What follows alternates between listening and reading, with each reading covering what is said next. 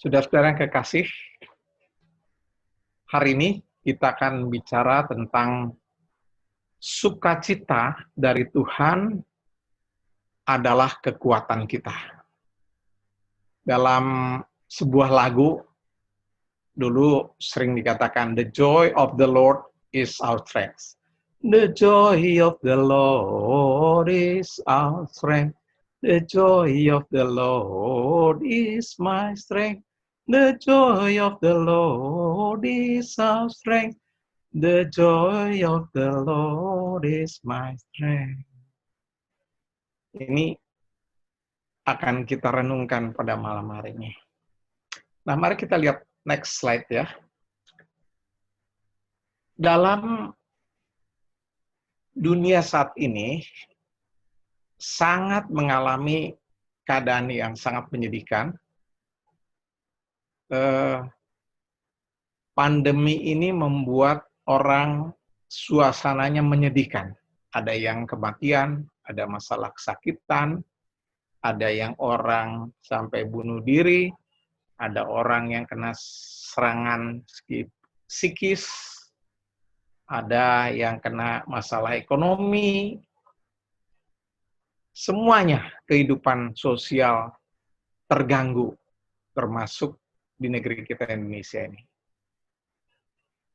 Pertanyaannya, dalam keadaan seperti ini, yang menyedihkan ini, apakah kita masih bisa sebagai orang Kristen bersukacita di tengah-tengah suasana yang seperti ini?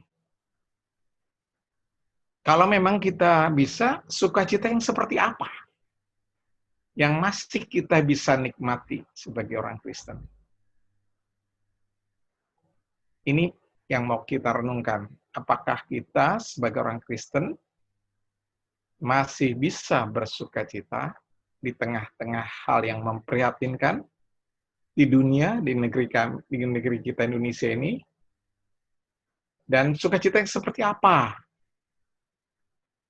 yang bisa menguatkan kita menghadapi kondisi yang sulit ini? Nah, khususnya di bulan Agustus ini,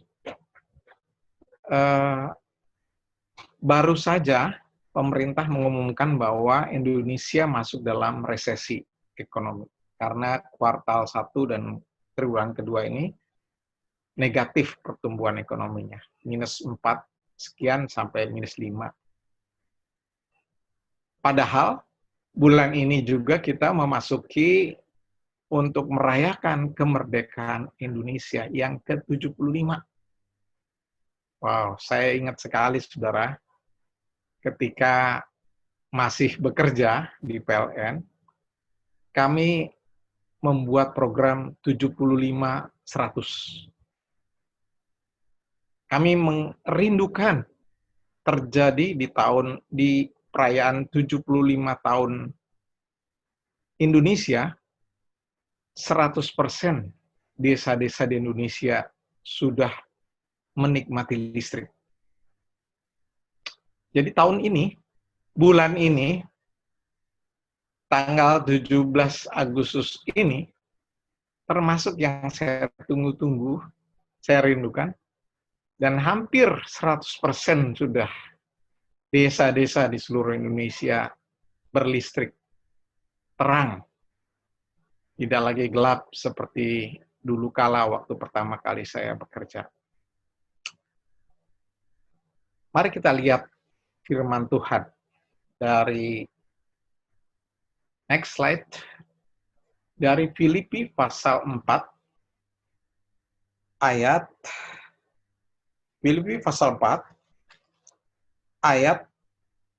4-5. Firman Tuhan ini berbunyi demikian.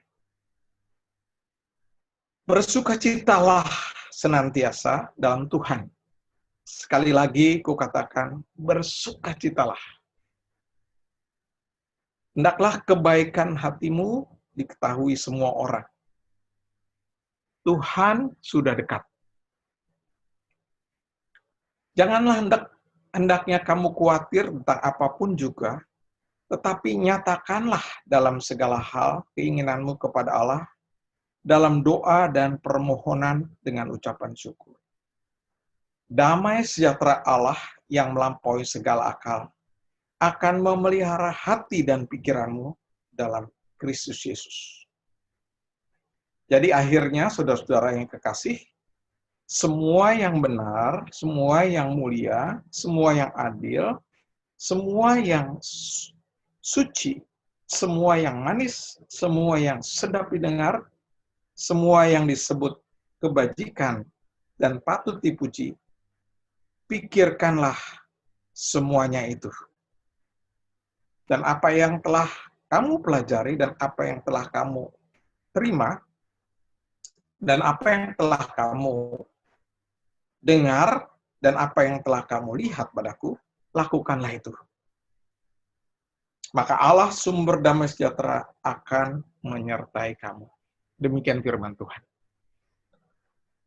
Surat Filipi ini ditulis oleh Rasul Paulus dari dalam penjara. Dan dia dipenjara bukan karena kesalahan, tapi karena tuduhan yang palsu, yang tidak benar. Jadi, orang yang sedang dalam penjara dan dituduh berbuat yang jahat padahal dia tidak, bisa menulis surat kepada orang di luar penjara, bahkan dalam tulisannya itu dia mengajak orang di luar penjara untuk bersukacita. Dia ulangi, bersukacitalah di dalam Tuhan, senantiasa, sekali lagi bersukacitalah. Wow, saudara, ini pasti ada sukacita yang lain dengan sukacita yang ada dari dunia. Karena kalau dari orang di dalam dunia, kalau kita seseorang di penjara, dan bahkan dituduh yang tidak benar, maka suasananya memprihatinkan, dan suasana hati, pikiran pasti akan terbawa di dalamnya. Boro-boro mau nulis surat keluar untuk menghibur orang. Biasanya yang diceritakan adalah bagaimana suasana di dalam penjara dan pikiran dia yang sangat menyedihkan atau memprihatinkan. Dalam pandemi ini, saya punya banyak teman yang meninggal karena umur kami umur yang rentan kena COVID. Ada juga yang bisa survive dari rumah sakit, dan sampai hari ini juga, malam ini juga ada. Dan ketika mereka di rumah sakit, mereka menyampaikan keluhan dalam WA atau videonya juga mengatakan bahwa tolong doakan. Saya lagi masih diobatin dan segala hal, keluhan dia. Saya belum pernah dengar orang dari rumah sakit itu dia menghibur kita-kita yang masih sehat di luar. Belum pernah. Jadi, ajaib sekali kalau Rasul Paulus ini bisa menghibur orang di luar, bahkan mengajak orang di luar bersukacita. Pasti ada sesuatu sukacita yang khusus yang dialami oleh Rasul Paulus, yang tidak dimiliki atau berbeda dengan sukacita yang dari dunia. Dan sukacita ini membuat Rasul Paulus bisa bertahan dalam penderitaan di dalam penjara, baik secara fisik maupun secara jasmani, secara rohani atau psikis. Dia bisa bertahan di dalam penderitaannya. Ini pasti bukan dari dalam dirinya sendiri. Itu adalah sukacita yang dari Tuhan. Sukacita itu seakan-akan menyuntikkan kekuatan kepada batinnya dia. Bahkan membuat sekujur badannya itu menjadi kuat menghadapi suasana penjara. Kalau yang dulu suasana penjaranya adalah dingin, gelap, secara fisik, jasmani maupun secara rohani, Rasul Paulus mengalami sukacita yang dari Tuhan. Bukankah kita membutuhkan yang seperti ini? Di tengah-tengah pandemi yang sangat memprihatinkan ini, buat angkatan-angkatan saya menakutkan, karena banyak yang mematikan, COVID ini mematikan, dan lebih gawat lagi, tidak tahu kapan selesainya.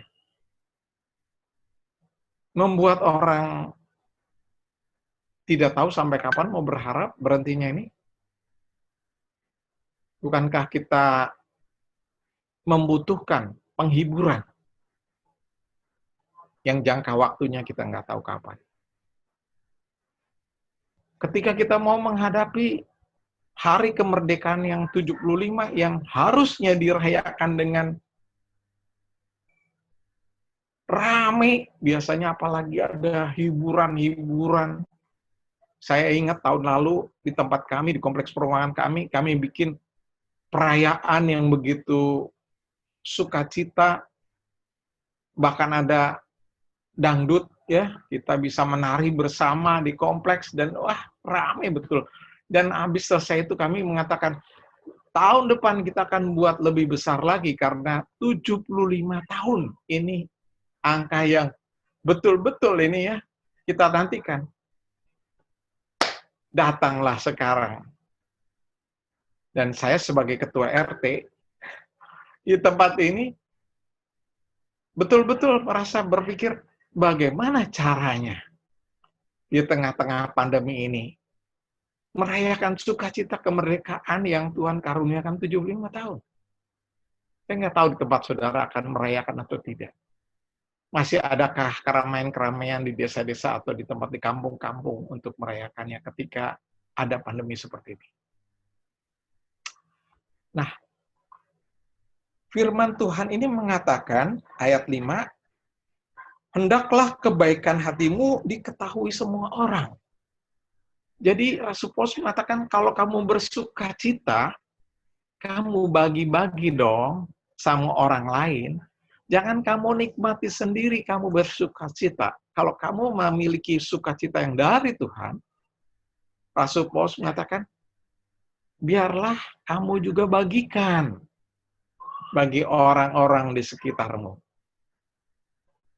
Sukacita itu jangan ditaruh hanya di dalam hatimu, pikiranmu, tapi nyatakan, ekspresikan dalam bentuk kebaikan yang bisa dicicipi oleh orang lain.